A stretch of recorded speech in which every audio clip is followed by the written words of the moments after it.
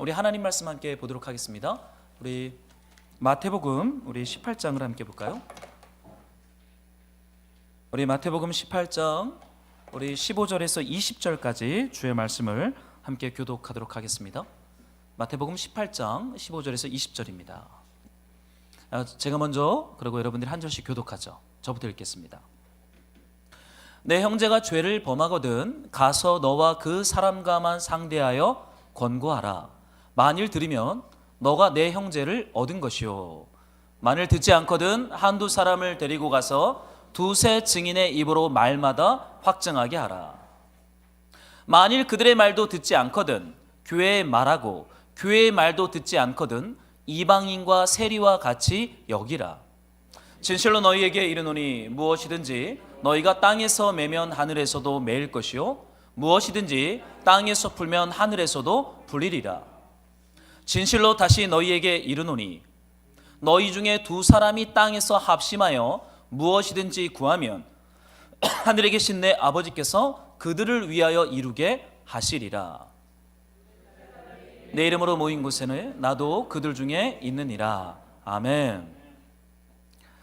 네, 우리 하나님 말씀 우리 함께 나누기 전에 앞뒤 좌우분들과 함께 우리 평화의 인사, 우리 성도 간의 교제, 축복의 인사 함께 하겠습니다. 사랑하고 축복합니다. 예, 보고 싶었습니다. 서로 좀 축복하고 인사할까요? 앞에도 자리가 있습니다. 앞쪽에 자리 있으니까 앞쪽으로 오셔도 돼요. 네, 다들 뒤에 앉으시려 그러는 것 같아요. 그래요, 뒷자리가 좋죠. 예. 우리 앞자리는 우리 교회는 설교자랑 너무 가까워서 좀 부담이 되는 것 같습니다. 그래요. 2주 만에 뵙는 분들도 있고 또 이렇게 명절 때도 뵙고 이렇게 한 주 만에 뵙는 분들도 있는데 반갑습니다. 여러분 명절 잘 보내셨습니까? 네, 행복하셨습니까? 그래요. 저는 좋았어요. 좋았고요. 감사했고 또 하나님 주시는 은혜와 평강을 충만하게 누리는 명절의 시간이었습니다. 그래요. 하나님이 허락하신 가정과 가족이 얼마나 귀한지 이번 명절을 통해서 배우고 또 경험하는 시간이었던 것 같아요. 네, 오늘은 우리 은혜와 선교 공동체란 주제로 1월 한 달간 우리 교회 주제에 대해서 함께 말씀을 나누고 있는데 그 마지막 시간입니다. 오늘은 작은 자들의 선교라고 하는 제목으로 우리 마태복음 18장의 말씀을 붙잡고 우리 가족 공동체 예배 함께 나누고자 합니다. 네, 오늘 우리 교육관에서도 두 개 우리 아이들 예배 진행되고 있습니다. 오늘은 우리 이수정 사모님과 김정은 자매님이 설교자로 아이들을 섬겨주고 있어요. 참 고맙고 참 감사합니다. 이제 어느 시점 되면 이렇게 모두가 함께 예배할 수 있는 시스템과 구조가 만들어지겠죠. 지금은 교회가 개척되고 세워져가는 과정이기 때문에 이제 성도님들이 예배를 희생하면서 이렇게 사역들을 하고 있는데 어떤 시점 되면 우리가 다 함께 예배할 수 있는 시즌이 올 거라 믿습니다. 오늘은 좀 작은 자들의 선교라는 주제로 말씀을 좀 나누려고 해요. 여러분 선교라는 단어를 들으면 좀 어떠세요? 어떤 마음이 여러분 좀 드십니까? 선교라는 단어는 무게감이 있어요. 때로는 너무 거창하고 매우 비장한 마음이 드는 그런 단어가 선교입니다. 그렇죠? 우리 성도의 입장에서, 평신도 입장에서 선교는 부담스럽죠. 선교단체 출신 사역자들이나 신학교를 졸업하고 선교지에 가야만 이 선교라는 단어를 사용할 수 있을 것이라고 우리는 생각합니다. 여러분도 혹시 그렇게 생각하세요? 선교는 특별한 사람들의 특별한 사역이라고 여러분 생각하십니까? 만약에 그런 생각을 하신다면 여러분 교회를 오해하고 있는 거예요. 여러분 본래 선교는요 거창한 것도 아니고 비장한 것도 아닙니다. 선교단체 출신 간사들이나 신학교 출신의 목사들의 전유물이 전혀 아니에요. 본래 초대교회는 그 자체가 선교적이었어요. 여러분 교회가 시작되었다라고 말하는 것 자체가 선교적입니다. 그리고 교회에 등록하여 가족으로 있다는 것 자체가 하나님의 선교에 동참했다는 거예요. 하나님의 바람에 내 몸을 맡겼다는 거예요. 이제는 내 인생과 내 삶과 내 직업과 내 일상과 내 평범한 모든 것이 하나님의 선교라고 하는 흐름 속에 적극적으로 우리가 참여하고 있고 하나님이 우리에게 그 선교를 하고 있다라는 고백을 이제는 교회로서 하는 것이죠. 여러분 교회가 존재하는 이유를 뭐라고 생각하세요? 여러분 교회가 왜 이 땅에 존재해야 합니까? 우리가 예배드리기 위해서 교회가 존재해야 합니까? 물론 하나님 예배 받으시기 위해서 교회 공동체를 만들기도 했지만 하나님은요 누가 예배를 드려야 꼭 영광을 받는 그런 분이 아니세요. 하나님 자체가 영광이십니다. 사람들이 예배를 드리든 안 드리든 하나님의 영광은 플러스 되거나 마이너스 되지 않아요. 하나님 자체가 영광이세요. 하나님 자체가 존귀한 분이세요. 그렇다면 왜 교회가 이 땅에 존재해야 합니까? 전 두 가지로 좀 말씀드리고 싶어요. 하나는 하나님이 우리 안에 하나님의 선교를 하시기 위함입니다. 우리 안에 하나님의 구원을 이루어 가세요. 그 충만한 하나님의 구원이 우리 안에 성취되도록 하나님이 일하시기 위하여서 하나님이 교회를 세우셨고 그 교회의 가족으로 저와 여러분들을 부르신 거예요. 왜요? 우리 안에 하나님이 사역하기 위해서, 선교하시기 위해서, 우리 안에 구원을 풍성하게 이루기 위하여 교회는 시작되었습니다. 두 번째, 교회의 존재 목적은요, 하나님이 그 교회를 통해서 어떤 한 사람을 예수님 앞으로 인도하시기 위함이에요. 여러분 그걸 믿으세요? 교회의 존재 목적은 영혼 구원에 있습니다. 우리를 주님이 구원하시는 것뿐만 아니라 이 주님의 작은 자들의 공동체 교회를 통해서 주님은 어떤 한 사람을 예수 앞에로 돌이키고 구원받게 하시고자 하는 분명한 목적을 가지고 하나님께서 교회를 시작하셨다는 거예요. 여러분 이 주님의 목적을 믿으시나요? 그래요. 교회는 선교적입니다. 그리고 누구보다 이 선교적인 분은 우리 하나님이세요. 여러분 하나님께서 교회를 시작하시면서 시작하시는 일들은 우리 인생의 대소사에 간섭하신다는 거예요. 여러분 더 이상 평범한 삶, 일상은 없습니다. 하나님이 구체적인 목적을 가지고 우리의 인생과 삶의 일상과 평범, 대소사에 간섭하고 있어요. 우연은 없어요. 저와 여러분들이 만난 것도 그렇고 이 교회가 시작된 것도 그렇고 우리가 한몸된 공동체로 모인 것도 하나님이 어떠한 계획을 가지고 우리 안에 이 구원을 이루고자 하시기 위함이다 라고 말하고 있어요. 여러분 하나님의 선교를 감당하는 교회는 어떠한 교회입니까? 여러분 하나님의 선교를 감당하려면 뭐가 필요하다고 생각하세요?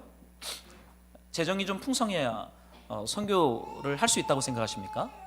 물론 재정이 들기도 하지만 여러분 하나님이 하나님의 선교를 맡기는 교회는 문벌 좋은 자, 지혜로운 자, 능력 있는 사람들로 구성된 공동체가 아니었고 우리 1월 한 달간 함께 나누었지만 다윗의 아둘람처럼 환난당한 자, 빚진 자, 마음이 원통함을 가진 자들의 공동체예요.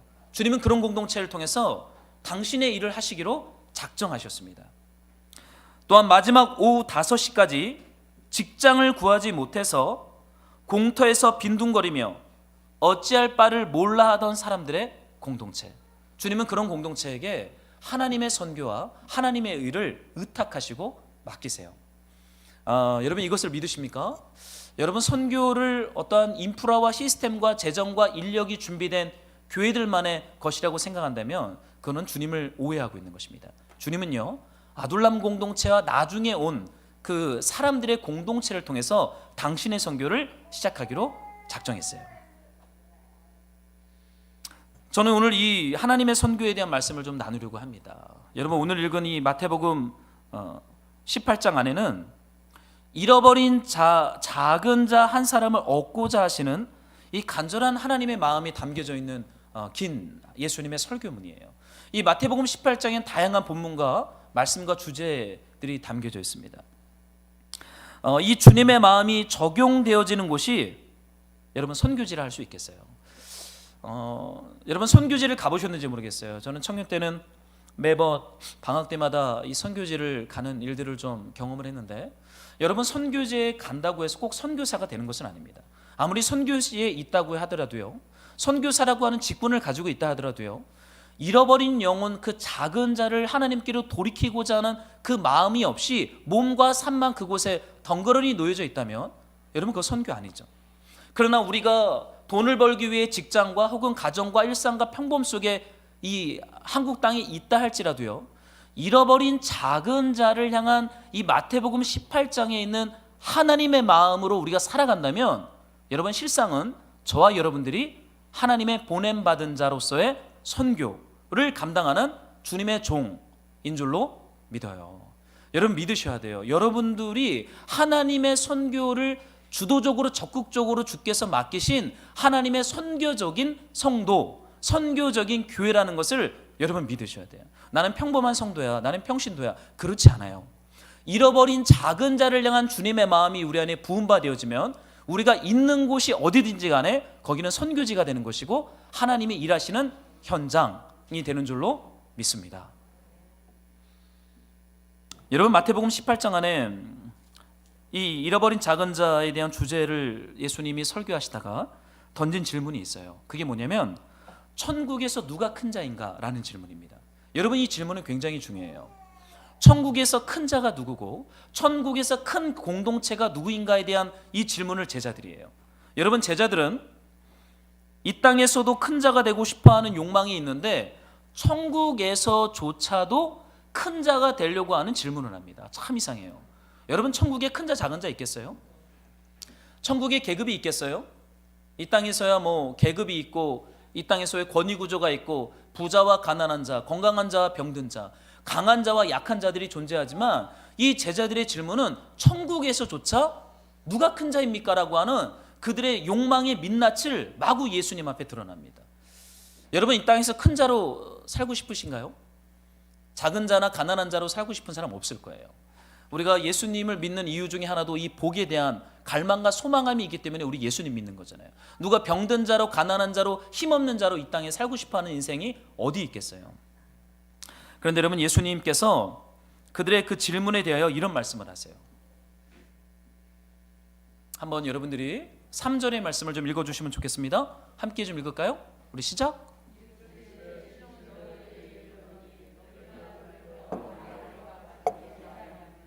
결단코 천국에 들어가지 못하리라.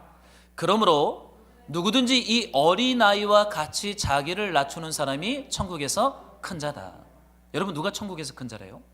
지혜롭고 강하고 용맹하고 부유하고 힘 있는 사람들이 천국에서 큰 자입니까? 아마도 제자들은 그거를 상상하면서 이 얘기를 한 것 같아요. 구약에 나오는 믿음의 영웅들, 다윗처럼 혹은 사사들처럼 혹은 사무엘처럼 혹은 모세처럼 힘있고 지혜롭고 능력 있는 어떠한 하나님의 종들이 천국에서 큰 자라고 생각하면서 이 질문을 한 것 같습니다. 근데 예수님이 찬물을 끼얹어. 누가 큰 자래요? 어린 아이와 같은 작은 자가 천국에서 큰 자다라고 말해요. 여러분, 한번 질문해 봅시다. 우리가 예배를 드리는데 4살, 5살 되는 아이 2명이 저 문을 열고 예배당으로 들어왔다고 한번 상상해 보세요. 예배가 어떻게 되겠어요? 어른들은 정돈과 정리가 된 거를 좋아합니다. 그렇죠? 정리되고 정돈된 공간과 그런 공간을 좋아해요. 저도 그렇습니다. 근데 만약에 4, 5살짜리 아이들이 들어와서 엄마 아빠를 부르고 여기를 막 뛰어다니기 시작하면 어떻게 되겠어요? 뒤죽박죽이 됩니다. 정신없어요. 저 아마 설교 못할 겁니다. 저는 아마도 마음이 상할 것입니다. 제가 섬기던 교회는 아이들은 예배당에 못 들어왔어요. 아이들이 영상으로 송출되어지는 공간에서만 예배를 드릴 수 있습니다. 그 큰 예배당에 아이를 한 명도 찾을 수가 없어요. 예배가 시작된 지 15분이 되면 예배당 문을 다 잠깁니다. 못 들어와요. 아이들도 못 들어오고 늦게 온 분들도 못 들어와요. 제가 안내 담당 목사를 할 땐 참 무안했어요. 모자도 못 써요. 모자 쓰면 어떻게 해요? 가서 모자 벗으라고 권면해야 됩니다. 누가요? 안내 담당 목사가. 그거 했다가 제가 얼굴이 벌개졌어요. 모자를 왜 벗으라는 거예요? 그래서 벗으셔야 됩니다. 벗지 않으면 여기서 예배를 못 드립니다. 기분 나빠서 간 분들도 있습니다. 뭐 아쉬울 거 없죠. 그 큰 교회에서 원칙과 원리대로 따르지 않으면 안 된다라는 메시지를 교회가 줬어요. 아이들은 저 옥상 옥탑방 영상 라이브러리에서 예배를 드려야 했고, 모자를 쓴 분들이나 늦게 온 분들은 지하 영상 라이브러리 그 예배당에서 영상으로 예배를 드려야 했습니다. 강력한 원칙이 있었던 곳이에요. 왜요? 그거 주는 메시지가 무엇입니까? 예배는 경건하게, 엄숙하게. 근데 제가 개척을 해봤더니 그게 돼요? 소용없습니다. 우리 애들부터 말 안 들어요. 예배 드리다가 소리 질러요. 화장실 가고 싶다고 소리 지르고, 설교하는데 제가 핸드폰으로 카메라로 찍을 때 와서 그 핸드폰 앞에서 우리 애들이 왔다 갔다 해요. 그 녹화된 방송이 아직도 있더라고요. 여러분, 아이들은 어른들이 옳다고 생각하는 것을 뒤죽박죽 만들어버려요. 어른들이 힘있다고 생각하고 어른들이 지혜롭다고 생각하고 어른들이 옳다고 생각하는 것이 아이들이 들어와 버리면 어떻게 돼요? 뒤죽박죽 돼버려요. 위와 아래가 바뀌어버려요. 내가 옳다고 생각하는데 애들이 오면 틀려버려요. 내가 강하다고 생각했는데 애들이 오면은 약해져 버리는 거예요. 여러분, 아이들은 어른들의 세계를 흔들어 버립니다. 여러분, 천국은 이 어린아이와 같지 아니하면 들어갈 수 없대요. 이 어린아이와 같은 자가 천국에서 가장 큰 자래요. 참 독특하죠. 그 작은 자, 그 작은 자들의 공동체가 천국이고, 그 작은 자들을 향하여 하나님은 지독하게 관심을 갖고 그들에게 집중해요. 그렇다면 어떻게 예배 드리는 게 원칙이겠어요? 초대교회는 교육부 예배가 어디 있어요? 뒤죽박죽입니다. 젖먹이 아이들 다 같이 예배 드리는 거예요. 설교자가 설교해도 뭔 소리인지 몰라요. 그냥 설교자가 어떻게 설교했어요? 성경을 낭독했겠죠. 그것이 초대교회 예배였어요. 그러다가 막 밥 먹고 애들하고 막 하고, 그것이 초대교회의 원형의 모습이었습니다. 왜요? 그들은 이 말씀을 있는 그대로 받아들였어요. 어린아이와 같지 아니하면 천국에 들어갈 수 없다. 여러분, 예수님은요, 수줍어하고 연약하고 아직 자아가 불완전한 아이를 불러서 그들이 하나님 나라의 주역이고 주체임을 말씀하십니다. 여러분, 예수님은 하나님의 나라, 천국을 보여줄 수 있는 가장 분명한 이정표로서 가장 연약하고 가장 약하고 문제 많은 아이를 그 천국의 이정표다, 천국의 방향이다, 천국이 가야 할 모습이다라고 말하고 있어요. 이 아이가 천국에서 가장 큰 자입니다. 이 작은 아이와 같은 존재들, 약하고 문제 많고 도움이 필요한 그들의 틈바구니 속에 천국이 침노에 들어갔고 우리 하나님의 임재가 그 안에 있다고 말씀하세요. 사랑하는 말씀으로 동역자 여러분, 어린아이와 같은 세상 여러분 별로 안 좋아할 거예요. 그렇지 않아요? 어린아이들은 좀 피곤한 존재들이에요. 참 귀찮습니다. 해달라는 것도 많아요. 손이 많이 가요. 뭘 해도 이렇게 정리정돈이 안 돼요. 그런데 여러분, 중요한 것은 그 어린이들과 같은 그 틈바구니 속에 천국이 침노에 들어가고 있대요. 거기 하나님의 임재가 있대요. 우리 눈으로 볼 때 여러분 불편한, 틀렸다라고 생각하고 불편해 보이는 그곳에 하나님의 임재가 있고 하나님의 천국이 있고 하나님의 나라가 힘있게 확장되어지고 있다라고 하는 이 역설적인 예수님의 말씀을 우리는 귀담아 들어야 합니다. 그래야 우리가 크다라고 말하는 것이 어떻게 보면 작을 수 있어요. 우리가 진짜 작다라고 말하는데 거기에 큰 것이 있을 수 있어요. 이 예수님은 이러한 비유를 통해 천국에 대하여 오해하고 있는 제자들에게 진짜 큰 것이 무엇인지, 진짜 영향력 있는 것이 무엇인지, 진짜 하나님의 나라가 어떻게 임하는지 그 주님의 임재의 방식을 설명하고 있어요. 여러분, 천국에서 큰 공동체, 큰 교회가 어떤 교회라고 생각하세요? 저는 어린아이 같은 자가 천국에서 큰 자다라는 말씀 앞에서 천국에서 큰 교회는 어떤 교회일까? 천국에서 큰 공동체는 어떤 공동체일까? 질문하고 묵상합니다. 어린아이, 그 지극히 작은 자와 함께하며 밥을 먹고 삶을 나누고 그들과 친구가 될 수 있는 힘을 가진 어린아이와 같은 공동체가 천국에서 큰 자라 칭함을 받는 공동체라고 예수님 말씀하고 있어요. 여러분, 예수님은 이런 작은 자들의 공동체에 임재하십니다. 사랑하는 말씀으로 동역자 여러분, 여러분들은 어떠한 교회를 꿈꾸세요? 여러분들이 생각하는 이상적인 교회에 대한 그림은 어떠한 그림입니까? 여러분, 그 그림이 아마도 여러분의 신앙생활을 만들어 갈 거예요. 여러분, 제가 교회 개척을 하면서 가장 중요하게 고민했던 게 교회론입니다. 어떠한 교회가 되어야 할까? 어떠한 교회가 주님이 기뻐하시는 교회일까? 이 질문은 지금도 하고 있고 현재 진행형이에요. 여전히 답을 찾고자 하는 몸부림이 제 안에 있습니다. 저는 기억하세요. 어린아이와 같은 자들의 공동체가 천국에서 큰 자라고 칭함을 받고 예수님 그러한 공동체를 세우기를 소망합니다. 예수님은 이렇게 작은 어린아이가 천국에서 가장 큰 자라고 말씀을 하세요. 왜 하나님은 이렇게 연약하고 문제 많은 말썽꾸러기 같은 그 작은 자들을 통해서 천국, 하나님의 나라가 이 세상에 누룩처럼 퍼져가도록 작정을 하셨고 그렇게 일하실까요? 여러분, 하나님 누구를 통해서 이러냐면요, 이런 말썽꾸러기와 같은 작은 자들을 통해서 주님이 일하신대요. 이 작은 자를 통해서 하나님의 나라 천국이 이 세상의 침노에 들어가도록 하나님 일하신대요. 여러분, 왜 어린아이들이 천국에서 큰 자들이 될 거라고 생각하세요? 한번 고민해 본 적 있으세요? 어린이들이 순수해서요? 여러분, 어린이들이 순수합니까? 아주 악합니다. 우리 애들만 봐도요, 그냥 선한 일을 행하지 않아요. 저는 우리 아이들에게 돼지저금통을 꼭 이렇게 하나씩 사줍니다. 올 초에 약 1년간 모았던 돼지저금통을 배를 갈라서 이제 아이들 이름으로 이제 통장을 만들어줬어요. 재정에 대해서 이제 애들 보고 공부하라는 거죠. 그리고 제가 또 하나를 사줬습니다. 사랑이는 핑크 돼지, 우리 온유는 금색 돼지 저금통을 사줬어요. 그리고 아이들이 부모님 말에 순종할 때마다 제가 용돈을 줍니다. 그리고 그냥 용돈을 주지 않고 집을 청소하거나 뭔가를 할 때마다 제가 이렇게 500원씩이나 1000원씩을 줍니다. 애들이 이 돼지 저금통에 돈 모으는 재미가 생겼나 봐요. 제가 뭘 시켰는데 사랑이가 말을 듣지 않기 시작합니다. 그러더니 말하는 거예요. 용돈 줘. 그러면 듣겠다는 거예요. 제가 물어봤습니다. 얼마를 주면 되니? 아빠가 1000원 줄게 그랬더니 싫다는 거예요. 10,000원짜리를 줘야 된다는 거예요. 아, 진짜 이거 악하다. 이 보통 악하지 않아요. 그래서 제가 얘기했어요. 그럼 내 10,000원을 줄 테니까 그걸 해라. 그랬더니 저한테 또 거래하기 시작했습니다. 10,000원은 안 될 것 같아. 그 얼마? 그랬어요. 20,000원 줘. 그러는 거예요. 여러분, 애들은 순수하지 않아요. 애들이 여러분 순수할 것 같아요? 죄인입니다.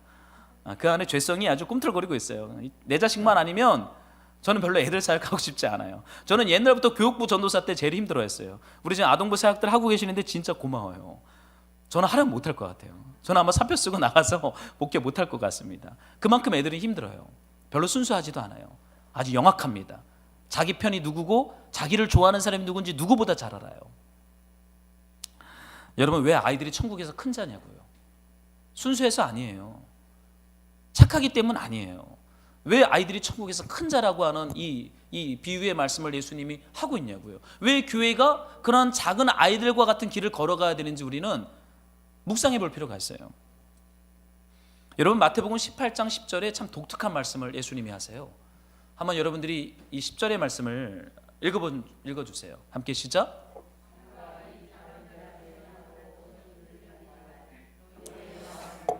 그들의 천사들이 하늘에서 하늘에 계신 내 아버지의 얼굴을 항상 배움느니라. 여러분, 예수님께서 작은 자들의 가치를 설명하기 위해서 어떤 말씀을 하시냐면 작은 자들에게 그들을 업신여기지 말래요. 왜 업신여기면 안 되냐면 작은 자들의 수호천사가 있대요. 성경에 천사에 대한 내용들이 구약에도 나오고 신약에도 나오고 요한계시록에도 많이 나옵니다. 근데 이 작은 자들에게 그들의 천사들, 하나님이 보낸 수호천사들이 있는데 이 수호천사들이 어떤 일을 하냐면 작은 자들의 삶 가운데 일어나는 것들을 하늘에서 하늘에 계신 하나님 아버지 앞에 나아가서 보고한답니다. 하나님, 그 작은 자의 삶에 지금 이래요. 고민이 이렇대요. 문제가 이렇대요. 이걸 낱낱이 이렇게 보고를 해요. 저는 이 말씀을 읽다가요 조금 놀랐어요. 여러분, 천사가 보이지 않잖아요. 무슨 천사 얘기를 이렇게 하냐고요. 그런데 참 재미난 것은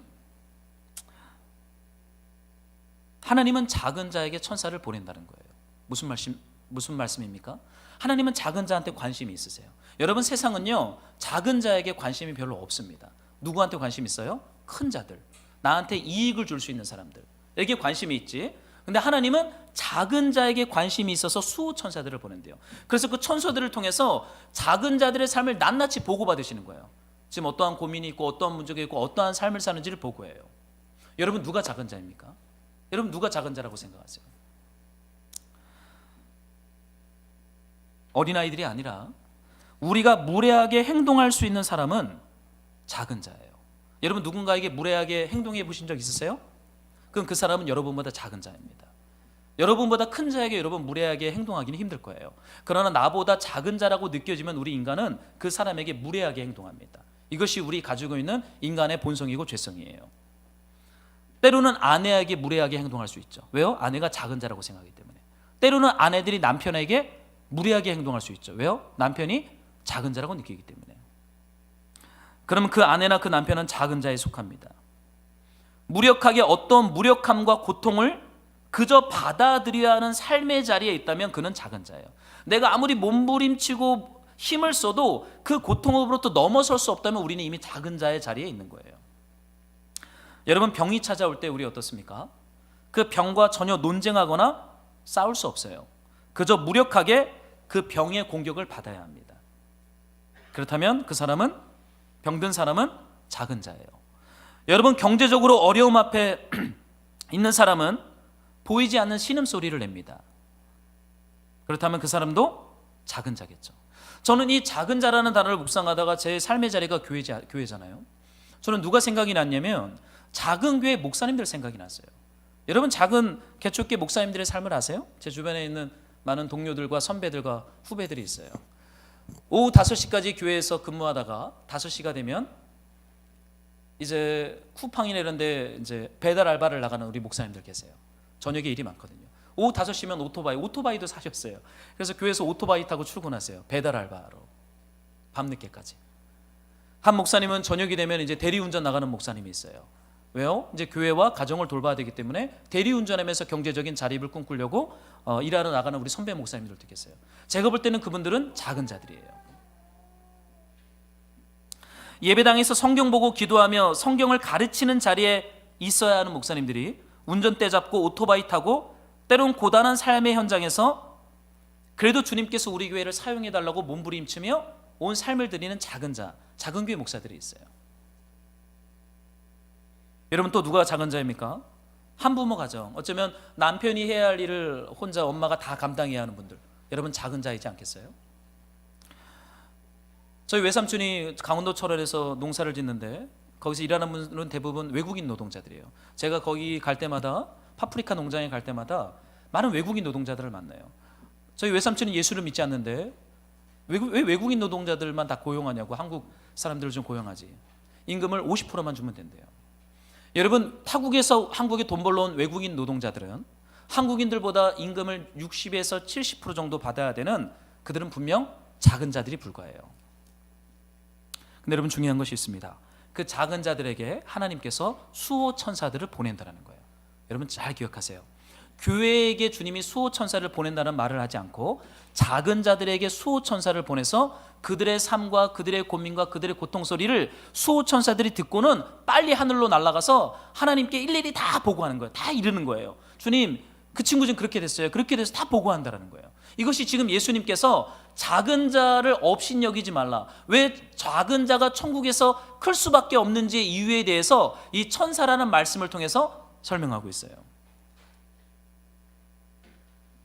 여러분 그들이 하나님 앞에 나가 작은 자들을 보고할 때 어떠한 모습으로 보고합니까? 10절에 봤더니 이렇게 나와요.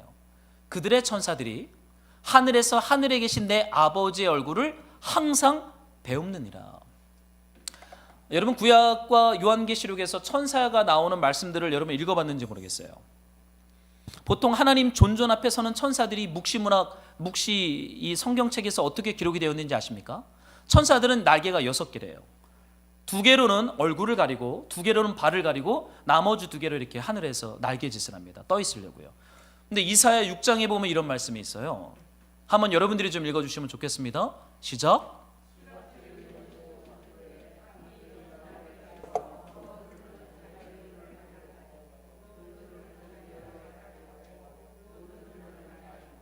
대표적인 천사에 대한 설명이에요. 하나님 앞에 서 있는 스랍들, 천사들입니다. 날개가 6개죠? 근데 하나님 앞에 어떻게 서 있어요? 날개로 얼굴을 가려요. 날개로 2발을 가려요. 가운데 2개 날개로 막 나는 거예요. 여러분 천사들이 왜 날개로 얼굴을 가립니까? 하나님의 영광이 너무나 강력하기 때문에, 감히 하나님의 얼굴을 볼 수 없는 피조물의 자리에 있는 천사이기 때문에 얼굴을 가리는 거예요. 여러분 우리도 하나님 앞에 나아갈 때 어쩌면 얼굴을 가려야 될지 모르겠어요. 우리는 하나님의 영광을 보여달라고 말하지만 진짜 하나님의 영광을 보여줄 수 누가 그 영광을 감당하겠습니까? 이 천사들은 우리 인간보다도 거룩한데 감히 얼굴을 날개로 가리고는 하나님의 얼굴을 못 봐요. 여러분 그런데 오늘 본문에 나오는 작은 자들의 수호 천사들은 어떻게 하나님 앞에 지금 나아가고 있어요? 내 아버지의 얼굴을 항상 배웁느니라. 저는 이 말씀 묵상하다가요, 좀 독특했어요. 여러분 작은 자들의 천사는 하나님 앞에 나아갈 때 얼굴 가릴 필요가 없대요. 하나님이 특권을 줬어요. 보고 빨리 하라는 거예요. 얼굴을 가릴 시간 없다라는 거예요. 지금 이 땅에 있는 작은 자들의 삶과 고통과 연민과 그 신음소리를 빨리 하나님 앞에 보고하기 위하여 얼굴을 가리지 않고 입으로 신속하게 보고해야 됩니다. 여러분 중요한 것은요, 절차 따지지 않고 빨리 보고해야 됩니다. 조직사회에서 진짜 중요한 거는요, 뭐 과장, 부장, 차장 거칠 필요 없어요. 빨리 대표한테 보고해야 돼요. 진짜 급하기 때문에. 여러분 하나님께서요, 작은 자들의 삶에 일어나는 사건들을 들을 때는요, 천사들에게 얼굴 가리지 말래요. 너 그냥 와라.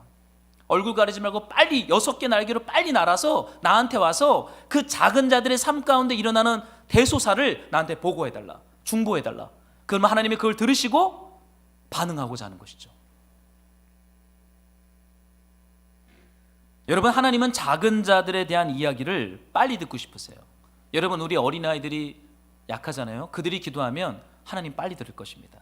여러분, 병든 자들의 이야기를 하나님은 빨리 듣고 싶어 하세요. 경제적으로 가난한 자들의 신음소리를 주님은 빨리 듣고 싶어 하세요.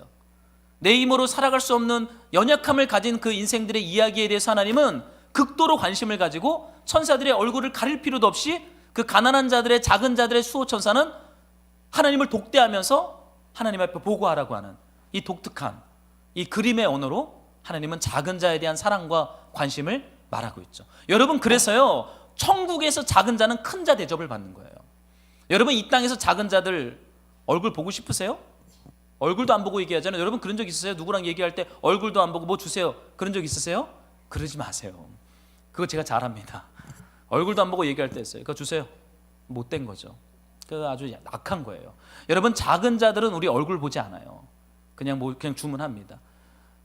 작은 자들이 가끔 전화 올 때, 가끔 저 전화 와서 뭐 이렇게 상담을 하면은 가끔은 무례하게 제가 딱 끊어버릴 때가 있어요. 근데 요즘 안 그러려고 노력해요. 괜찮습니다, 저 그거 있습니다, 이렇게 굳이 설명하고 끊으려고 그러는데 쉽진 않더라고요. 여러분, 세상은 작은 자들의 얼굴을 보고 싶어 하지 않아요. 그런데 하나님은 그 작은 자들의 얼굴을 보고 싶어 하세요. 이것이 하나님의 마음이고 이것이 교회가 걸어가야 할 하나님의 분명한 선교의 길인 줄로 믿어요. 여러분, 너무 큰 자되려고 하지 마세요. 너무 큰 자들의 얼굴, 유명한 사람들 얼굴 보려고 하지 마세요. 그거 왜 봐요? 그죠? 여러분의 삶에 허락한 작은 자들의 얼굴을 자주 보려고 노력하세요. 제가 파주에서 목사 한 수 받고 2년간 안식년을 여기 교화에서 보냈어요. 저쪽 문발동 빌라단지에서 아이 없을 때 2년을 살았는데, 그때 제가 고양시에 있는 에스라 대학원에서 이제 성경을 공부할 때라 사역을 안 할 때였습니다. 근데 이제 임지가 결정이 돼서 제가 이제 수지로 내려갈 때가 됐어요. 그때 제가 2학년 때였습니다. 그러니까 제가 전임 사역으로 처음에 내려가지 않고 파트타임으로 갔어요. 대학부 대학생 공동체를 맡아서 주일만 출근하는 파트타임 사역자로 제가 수지에 있는 교회로 부임을 할 때였습니다. 그러니까 파트타임이다 보니까 교회가 우리 전임 사역자들한테 주던 사택을 안 주는 거예요. 참 치사하죠. 파트타임 사역자들이 진짜 가난한데 전임 사역자들은 다 주고 우리는 안 주는 거예요. 그래서 집을 구해야 했습니다. 근데 그때 제가 아이가 없을 때였는데 아내랑 결혼 6년 차 때인데 우리가 모았던 돈이 딱 3천만 원 있었어요.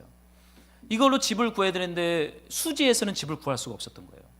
그래서 누가 이렇게 추천을 해줘서 에버랜드, 여러분 아시죠? 거기가 용인시 포고급의 에버랜드가 있습니다. 근데 그 포고급 안쪽에 가면 삼계리라고 하는 포고급 삼계리 작은 시골 동네가 있어요. 거긴 아파트도 없어요. 다 옛날 집이랑 가옥과 빌라들만 있습니다. 작은 아파트가 하나 있었어요. 그게 굉장히 싸게 전세로 나와서 거기 집을 계약하고 들어갔습니다. 전 주중에는 학교를 다니고 주일만 이제 수지로 출근해서 사역을 할 때였죠. 근데 저희 아이가 태어나고 이제 전임이 되기까지 약 2년간 파트타임 사역을 했어요. 제가 공부를 하느라. 그러니까 아내가 사랑이랑 젖먹이랑 그 동네에 있는 유일한 교회를 다녔습니다. 그 교회 이름이 세용인 교회예요. 작은 교회고 20년 넘은 작은 컨테이너로 지은 작은 그 시골 교회였습니다. 거기를 저희 아내가 사랑이랑 다니는 거예요. 제가 그 교회 이야기를 2년 동안 듣습니다. 그때 차가 없으니까 급하게 병원 갈 일이 있으면 그 교회 사모님이 봉고차로 저희 아내랑 딸을 태우고 그 용인 시내 병원에 가는 거예요. 차가 없잖아요. 운전할 수도 없고 차도 없으니 제가 출근을 해버리니까 병원에 갈 때마다 그 사모님이 봉고차로 운행을 해주셨어요. 말벗 아는 사람 하나 없으니까 날마다 그 교회당 가면 그 사모님이랑 밥 먹고 놀다가 집에 들어오는 그런 일상을 그 작은 시골 교회에서 보냈습니다.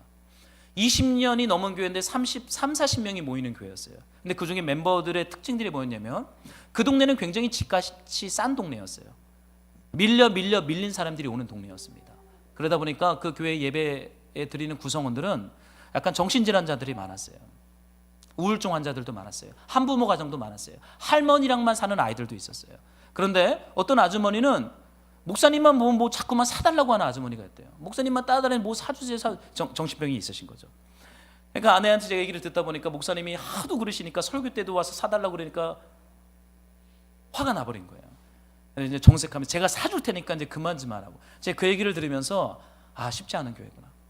그 동네에 살 때 한 빌라 5층 빌라였는데 옥상에서 한 알코올 중독 아저씨가 투신하는 것도 우리는 봐야 했고, 그래서 그 아저씨가 실려가는 굉장히 알코올 중독자와 깨어진 가정들이 모여있는 동네가 삼계리였어요. 근데 그 동네에서 20년을 지켰던 교회가 그 세용인 교회입니다. 저는 그 교회에서 여전히 불신자 아빠로 통했습니다.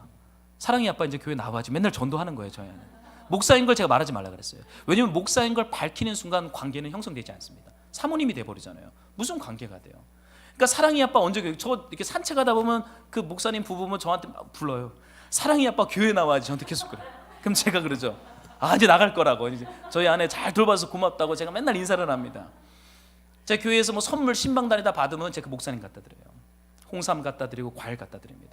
그러면 그 교회에서 저는 어떻게 통했냐면 불신자 아빠인데 굉장히 신앙적인 면이 있는 불신자 아빠다라고 소문이 났어요. 저의 구원을 놓고 그 교회가 기도를 많이 했습니다. 명절 때마다 제가 봉투 갖다 드리고 이렇게 목사님이 20년 됐는데 약 15평 안 되는 빌라에서 사셨어요. 딸 둘이랑 청년된 딸하고 대단한 분이셨어요.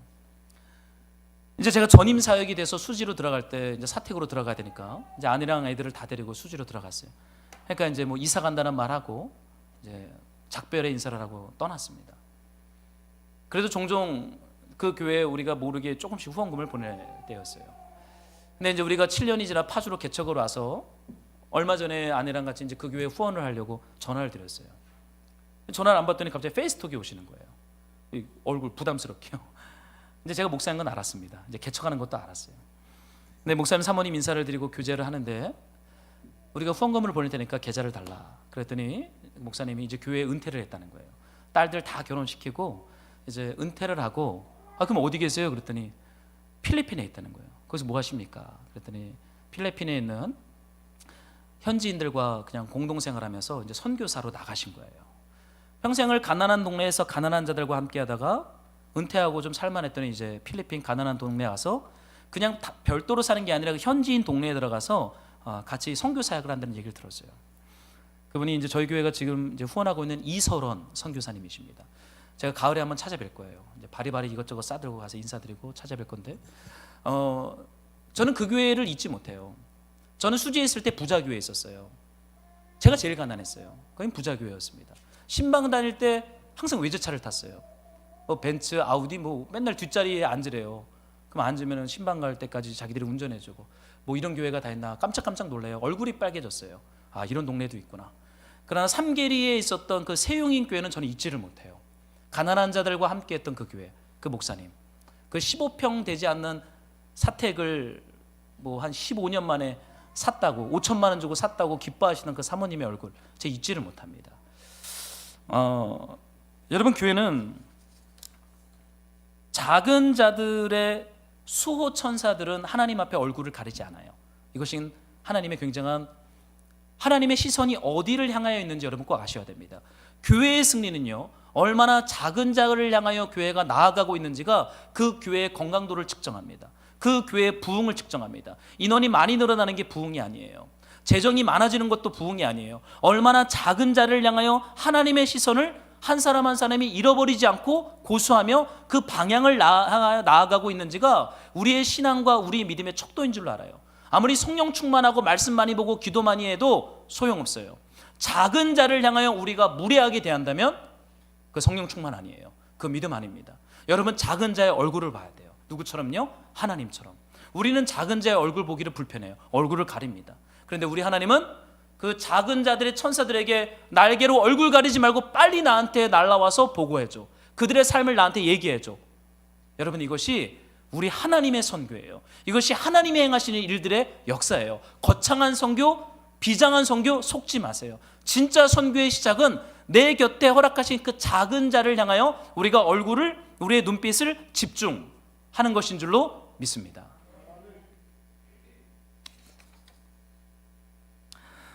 여러분, 왜 하나님이 작은 자들의 수호천사한테 이렇게 관심이 있는지 아세요? 우리도 작은 자가 될 수 있기 때문이에요. 여러분, 우리가 항상 뭐 건강한 자, 큰 자이겠습니까? 여러분, 우리가 작은 자일 때 하나님이 우리의 얼굴을 보셔서 우리를 구원하신 거예요. 그래서 천국의 큰 자로 우리를 만들어 주셨어요. 여러분, 혹시 작은 자와 같은 상황 가운데 있다면 걱정하지 마세요. 하나님의 그 기도를 급하고 강하게 들으세요. 왜냐하면 작은 자들의 수호천사들이 우리의 중보 기도를 가지고 하나님 앞에 나아갈 때 그들은 얼굴을 가리지 않아요. 아주 빠르게 날아가요. 왜요? 6개 날개로 다 나니까. 다른 천사들은 하나는 2개는 얼굴 가리고 2개는 발 가리고 몇 개로만 날개짓해요? 2개로만. 속도가 안 나와요. 그러나 가난한 자들의 천사들은 6개, 3배 속도로 하나님 앞에 나아갑니다. 하나님이 그 기도를 빨리 들으신다는 거예요. 그렇기 때문에 여러분, 작은 자를 함부로 대하거나 무례하게 여기거나 내 삶이 작다고 하여 작다고 여기지 마세요. 천국에서는 이미 큰 자라고 주님이 칭하고 있고, 주님이 우리에게 은혜와 임재를 천국이 우리네 삶에 급하게 침노하며 우리를 새롭게 천국의 큰 자들로 변화시키고 회복시키는 줄로 믿습니다. 여러분, 그 시선을 잃어버리면 안 돼요. 저는 오늘 읽었던 본문에서 이 작은 자를 얻기 위한 하나님의 고단한 열정이 오늘 읽었던 본문에 있어요. 여러분, 한번 생각해 보세요. 죄에 걸려 넘어진 작은 자가 있어요. 그런데 이 말씀은 교회가 죄에 걸려서 넘어진 형제를 얻기 위해서 3가지 방식을 취합니다. 하나는 1대1로 가서 그 죄 가운데 쓰러져 있는 형제에게 권면하래요. 돌이켜야 된다. 죄에서 떠나야 된다. 그래도 듣지 않으면 2-3 사람이 함께 가서 권면해라 라고 말을 합니다. 그래도 돌이키지 않으면 하나님이 얻기 위해서 이젠 교회가 교회의 최종적 권위로 그 형제에게 권면해서 돌이키도록 하는 이 장치를 오늘 본문에서 하고 있죠. 본래 이 본문은요, 우리 장로교회나 우리 한국교회에서 이 본문이 사용하는 방식이 뭐냐면 치리와 권징과 때로는 징계에 대한 방식을 취할 때 이 방식을 취합니다. 징계와 치리와 권징에 대한 말씀이에요. 그런데 저는 그렇게 생각하지 않아요. 징계와 치리와 권징의 방식으로 이 말씀을 준 게 아니라 이 말씀이 어디에 놓여져 있냐면 마태복음 18장 안에 보면 양 100마리가 있는데 99마리는 정상적인 길을 가요. 근데 한 마리가 이탈해서 잃어버린 바 되었어요. 그 비유의 말씀 뒤에 이 권징과 치리와 징계에 대한 말씀이 주어졌다는 거예요. 그렇다면 이것은 징계하거나 치리하거나 권징하기 위한 말씀이 아니라 잃어버린 형제를 얻기 위한 하나님의 고단한 몸부림, 피곤한 몸부림, 깨어진 마음이 이 3단계의 과정 속에 담겨져 있다는 거예요. 작은 자를 회복시키고자 하는 하나님의 마음이 이 본문 안에 담겨져 있는 것이죠. 사랑하는 말씀으로 동역자 여러분, 작은 자를 향한 몸부림이 우리네 삶에 없으면 안 돼요. 여러분, 저 사실 누군가가 이렇게 죄로 인해서 쓰러져 있을 때 1대1로 가서 권면하는 게 여러분 쉬울 것 같습니까? 한번 해보신 적 있으세요? 그 못할 짓입니다. 그 잘못 말했다가는 원수 돼요. 네가 뭔데 나한테 이렇게 말하는, 이렇게 될 수 있어요. 오늘 같은 사회에 네가 뭔데 내 죄와 내 연약함에 대해서 이렇게 얘기를 해, 관계 깨져버릴 수 있습니다. 그거 힘든 거예요. 그건 굉장한 용기와 굉장한 겸손함이 없이는 1대1로 못해요. 2-3 사람, 교회가, 여러분, 우리가 취하는 세상의 방식이 뭐냐면 99마리가 정상적으로 있다, 근데 한 마리가 이탈했다? 그냥 도예요. 괜히 저 문제 많은 양 가지고 들어왔다가 이 정상적인 99마리 같이 망가진다. 그냥 돌아. 이게 세상의 방식입니다. 어쩌면 그 방식이 우리 교회 안에도 있을 수 있어요. 그런데 하나님은 어떻게 해요? 그 한 마리조차도 얻기 위하여 3번이라고 하는 고단한 몸부림을 행하고 있다는 거예요. 여러분, 그 몸부림이 우리 안에 있어야 돼요. 이것이 믿음이요, 이것이 우리 안에 있는 성령 충만인 줄로 믿어요. 근데 그 몸부림을 어떻게 유지할 수 있습니까? 여기 이런 말씀이 있어요. 한번 여러분들이 이 말씀 좀 읽어봤으면 좋겠어요. 19절 우리 함께 읽겠습니다. 시작.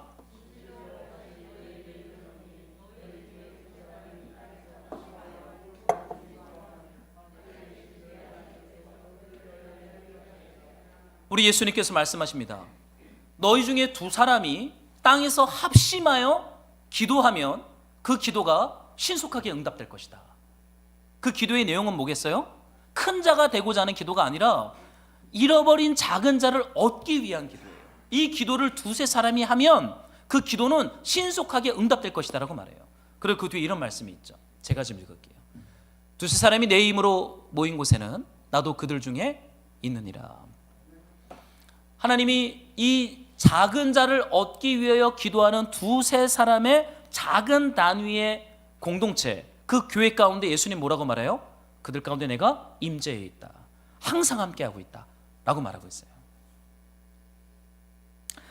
저는 이 말씀을 읽다가요, 이 2-3 사람이 어쩌면 작은 자들의 수호 천사인 것을 지금 드러내고 있구나. 마태복음 18장의 문맥 속에서 작은 자들을 수호했던 그 천사들, 그들의 기도를 주님이 신속하게 들으셨잖아요.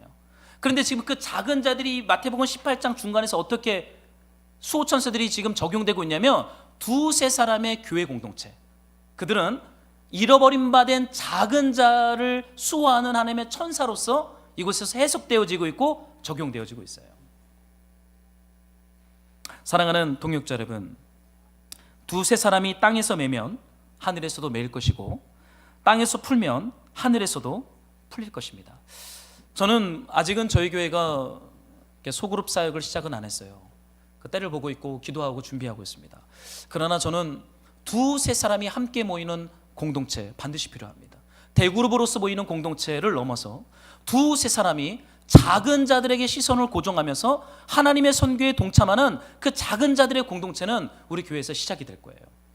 어떻게 시작될지는 모르겠지만 주님이 시작하시겠죠. 그래야 우리가 작은 자에 대한 이 시선을 빼앗기지 않아요. 가만히 있으면 어떻게 되는지 알아요?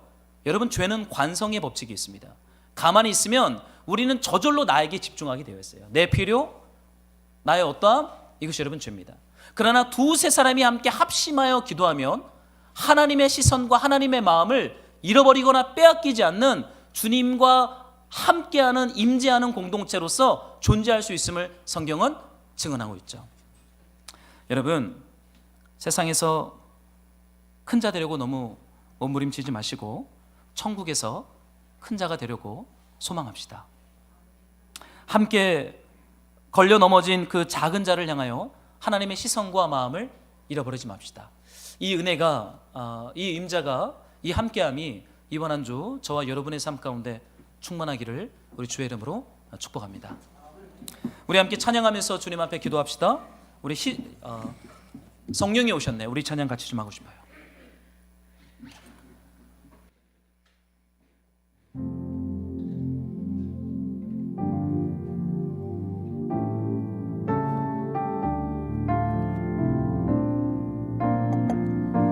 지극히 작은 자들의 삶 가운데 오신 그 성령님을 기억하면서 우리 같이 찬양합시다.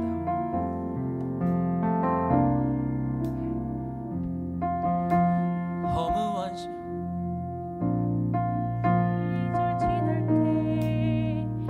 기쁜 한숨 내쉴 때 그런 풍경 보시며 탄식하는 분 있나요? 그와 같이 너희를 버려두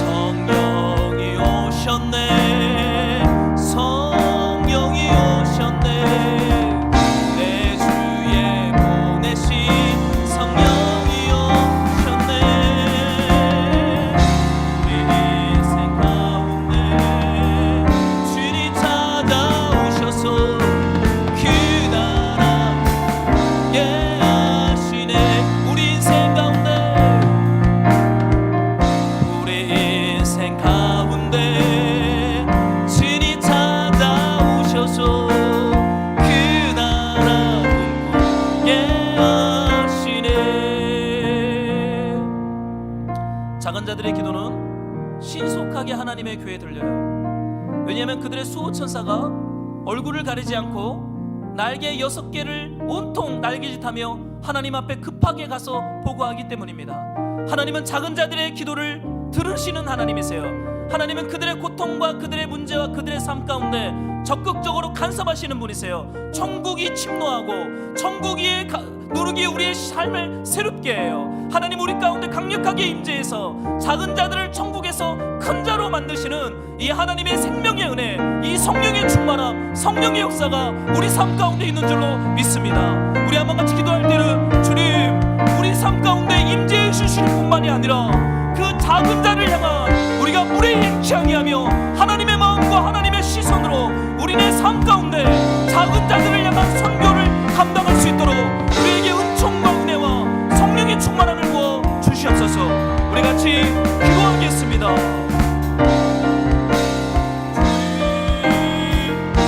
주님, 우리 성도들의 삶 가운데 있는 그 작은 자들의 상황과 환경을 주님 들으시옵소서. 우리가 기도할 때마다 그것이 땅에 떨어지지 아니하고 하나님의 보좌 앞에 산달되는 것으로 인하여 우리가 감사와 찬양을 올려드립니다.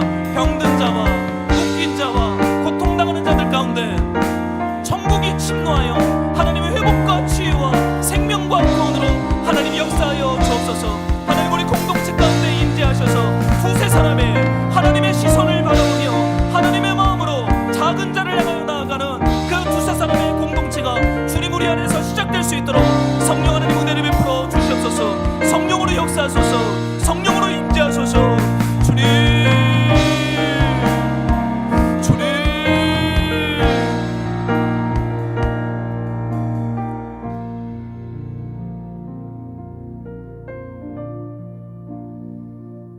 스스로 작다 여기는 자들을 우리 주님은 천국에서 크다라고 말씀하십니다. 병든 자, 신음하는 자, 무력하게 있는 자들 가운데 천국이 침노해 가고 있고 천국의 누룩으로 가루 소마를 새롭게 하여 하나님 앞에 먹을 만한 빵덩어리로 만드는 그 성령의 내주하심이, 그 역사가 우리 안에 충만하게 진행되고 있는 것으로 인해 우리가 주님을 기뻐하고 주님을 찬양합니다. 하나님, 우리 심령 속에 큰 자가 되고자 하는 욕망이 꺾이고 작은 자를 향한 하나님의 마음으로, 하나님의 시선으로 우리가 무례히 행치 아니하며 조용한 사랑을 실천할 수 있도록 성령이여 우리에게 은혜를 베풀어 주시옵소서. 지독하게 나에게 집중하게 만드는 그 죄의 관성의 법칙 앞에 우리가 몸부림을 치며 두세 사람으로 우리 가운데 임재하시는 그 임재로 말미암아 우리가 주님의 그 수호 천사들의 부르심을 걸어갈 수 있도록 성령이여 우리에게 은혜를 베풀어 주옵소서. 주님의 선교에 동참하다가 주님 오실 길을 예비하는, 그래요, 이름도 없이 빛도 없이 주님을 맞이하는 그 영광을 우리에게 상급으로 허락하여 주옵소서. 예물을 주님께 드리오니 받으시고 우리 영혼 구원과 잃어버린 영혼을 주께로 돌이키는데 아버지 사용하여 주옵소서. 예수님의 이름으로 기도했습니다.